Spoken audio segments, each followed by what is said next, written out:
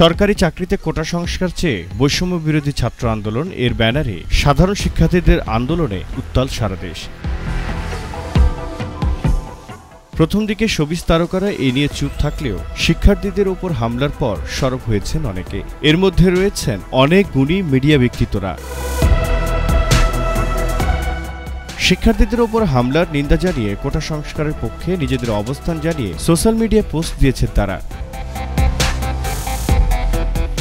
নির্মাতা মোস্তফা সরোয়ার ফারুকীকে কোটা সংস্কার আন্দোলনের সময় প্রতিবাদে বেশ সরব থাকতে দেখা যায়। কারফিউ ও গণগ্রেফতার নিয়ে সোশ্যাল মিডিয়ায় একের পর এক পোস্ট করেছেন তিনি। এর মধ্যে শনিবার বিকেলে দেশের সরকারের উদ্দেশ্যে গুণী নির্মাতা ফারুকী কিছু বার্তা লিখেছেন তার ফেসবুক স্ট্যাটাসে।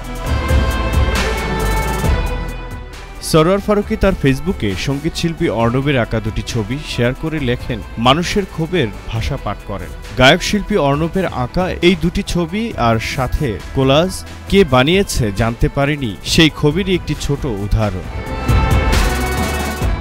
এরকম আরও বহু মানুষকে দেখেছি যারা বিএনপি করে না, অনেকে আছে কোনো দলই করে না, কেউ কেউ traditional soft to Awami League, সবাই প্রচণ্ড ক্ষুব্ধ। মনে রাখবেন অরুণতি রায়ের কথাটা, মানুষের মনের ভেতরের ক্ষোভ আর ঘৃণার চেয়ে বিধ্বংসী কোনো মরণাস্ত্র নাই। তিনি আরও লেখেন, কোথায় ছাত্র কিশোর শিশু হত্যাকারীদের বিচার দেখার কথা, সেখানে আমাদের প্রতিদিন ঘুম থেকে উঠে শুনতে হচ্ছে উদ্ভট সব কাহিনী।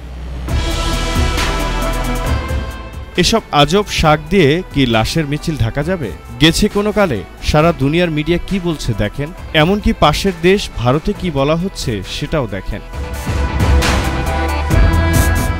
এখন শুনছি লুঙ্গি খুলে ধর্ম চেক করার মতো ছেলে মেয়েদের মোবাইল চেক করা হচ্ছে রাস্তাঘাটে, রাতের বেলা বাচ্চাদের ধরে নিয়ে যাওয়া হচ্ছে।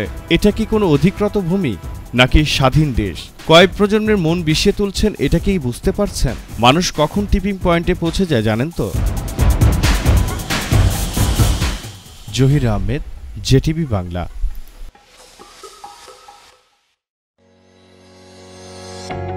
Are you ready to experience the better way to pay? Then try JRF Pay. So what are you waiting for? Download now. Experience a better way to pay with JRF Pay.